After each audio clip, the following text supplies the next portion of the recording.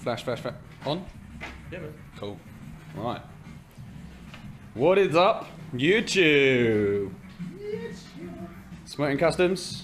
Some people have been asking us about Lil Bastard. So we thought we'd do a little in-depth video. Right. Right here, right now. So, Lil Bastard originally was a SR125, 1986, I believe. Yamaha, of course.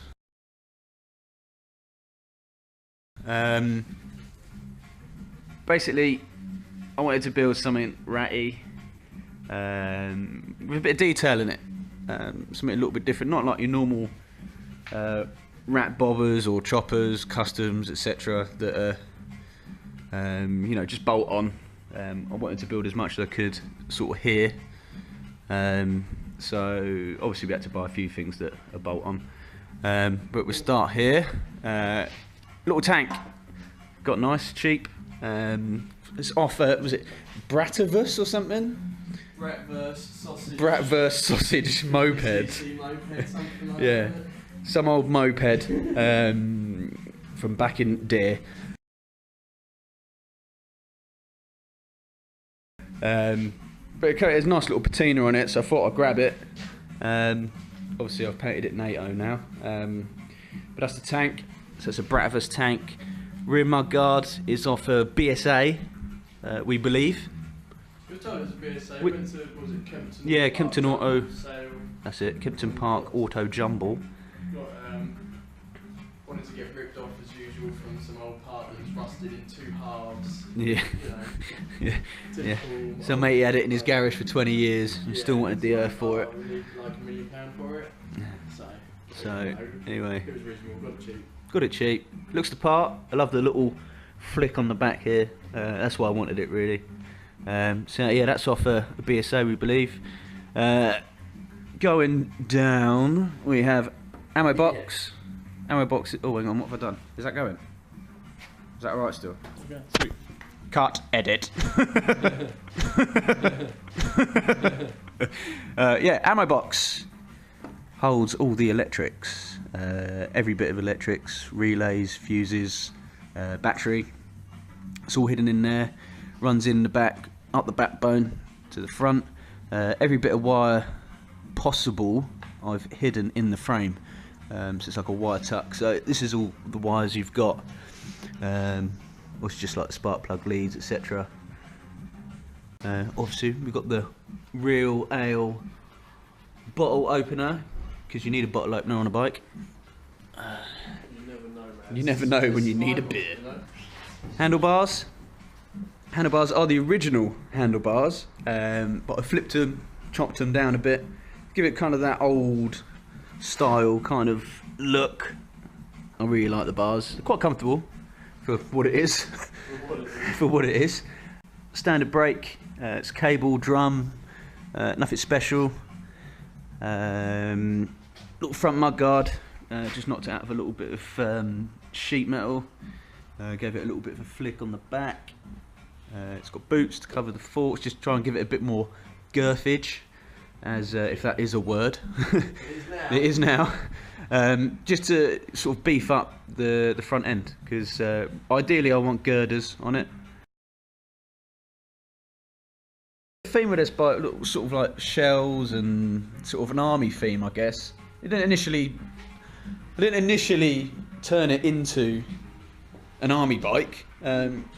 It's kind of just gone that way. Remember the flow. Yeah, so we've got little 9mm casings, just blanking off bits. We've got some 20mm in there, anti-aircrafts, obviously, and it all sort of ties in with the ammo box. A little trumpet, again made out of sheet, going down to the foot pegs. Con rods, and well, the rods and pistons out of my spare FZR track bike engine, which I decided I didn't need anymore, so I robbed them. Rear brake mech is a spanner here, and obviously the pivots. Spanner pivot. Again, another little thing I've used is spanners. rather than sort of buying like the aftermarket generic indicators that you get for bobbers that generally look awful. So we've got little indicators, single LEDs. Wire runs into the frame and up, both sides, and at the front. We've still got to tidy the wire in at the front. We've got little indicators on the front end. It's what attracts everyone the most is the SuicideShifter. Obviously, it works exactly the same as the foot pedal, but obviously you just control it with your hand. Clutch is on there as well. So obviously it's clutching, gears. You got the one down, and the rest up. The indicator control is on the SuicideShift. Just I wanted to keep the bars as clean as possible, really. Speedo will be going on. Just some little old grips.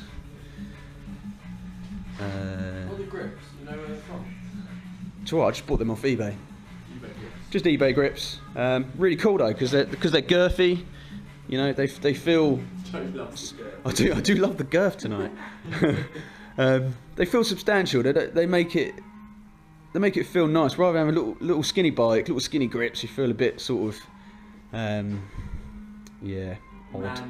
Manlier, with a manlier grip on the little 125.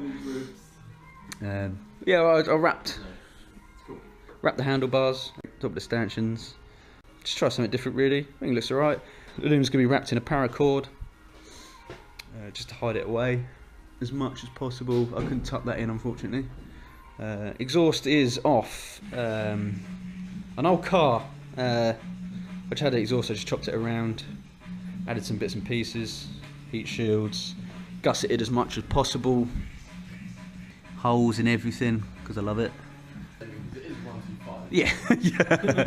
So you've got to save as much weight as possible, because performance is key.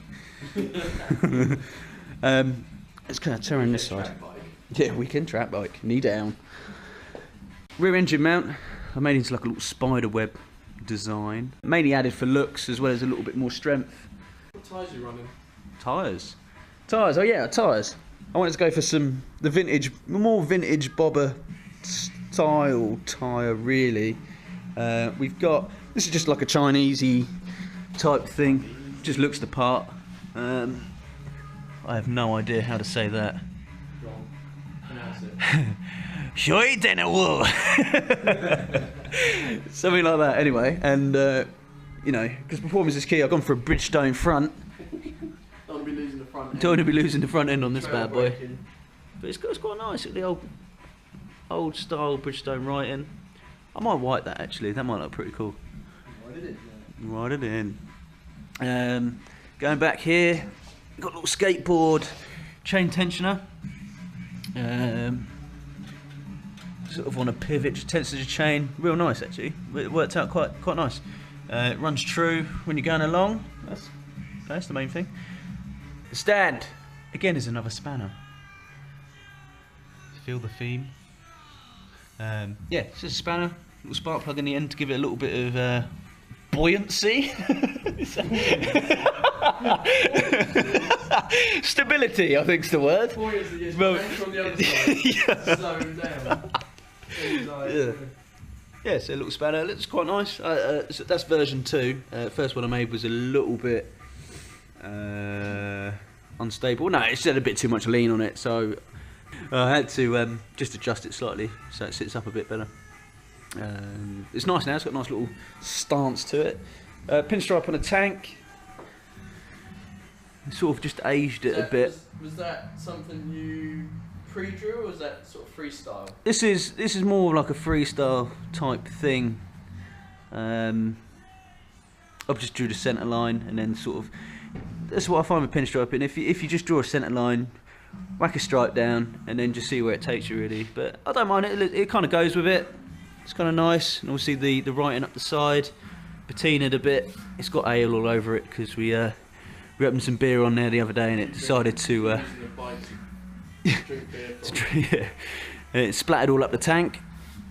But hey, it just adds to it. Little pinstripe on the back, just to tie it in. Simple, nothing too over the top. A little one on the front, just to tie in the front. like that. The standard key, I'll tell you what, I've got the standard key over here. Let's go for a walk.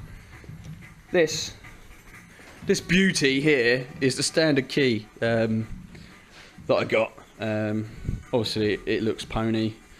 So what I've done, I melted the plastic off it and I just put a little spark plug on the end. Gave it a bit of a kink because when we first did it, it stuck right out here, and obviously your foot's there, so I would have snapped the key off within seconds of being on it. So it's got a little bend on it, little key ring holder welded on. The seat, it come with this seat on it. It looked like it was off an old bicycle, to be fair, but it was just a frame when we got it. What I've done, I widened it a little bit because I was going to go sort of the tractor seat route, but because it turned out being so skinny in the end, the tractor seat would have looked, you know, well out of place.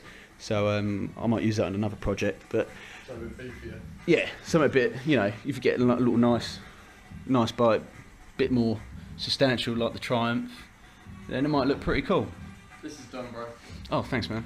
Awesome. That's Ron just finishing off the Aprilia front end, ready for priming. Anyway, yeah, to seat widened a bit, so I just sort of cut the frame, welded it, and then I wrapped it in like this old kind of style looking. It's like a broken leather type effect. It's pretty cool. Looks quite nice. A bit of sponge, put a little bit of detail, and the fixings in the back. Another plate obviously be on here. Give it a bit of a curve. I like that look. They seem to run it in the States quite a bit, and I like that. Little chain tensioners. Just had to build a little kind of simple design there, just to align the rear wheel. Yeah, and top of a fence post on the back. You know, easy to lift it up, move it around. It doesn't like weigh a bag of sugar. Yeah, it doesn't weigh a lot. I've had one little ride on it. Rides well. Obviously, it's not the quickest bike in the world, being a 125. And to be fair, I wasn't really hammering it because it's the first time trying to get to grips with the suicide shift. Suicide shifts are fine once you're moving, no issues. It's when you come to stop, slow down, some tip pulls out in front of you, standard, then it becomes a little bit of an issue. You've got to think a little bit more. But I'm really looking forward to sort of getting it out, a little ride out. Might take it down Loomies, a little bike calf, that kind of thing. But that's quite a way, so I've put set a few hours aside for that. Some camping gear. Yeah. And some food. That's it, yeah. Yeah, so that's Lil Bastard really, for all of you who wanted to know about it. If you don't want to know about it, then you do now. This is version 1. It might change eventually. Watch this space.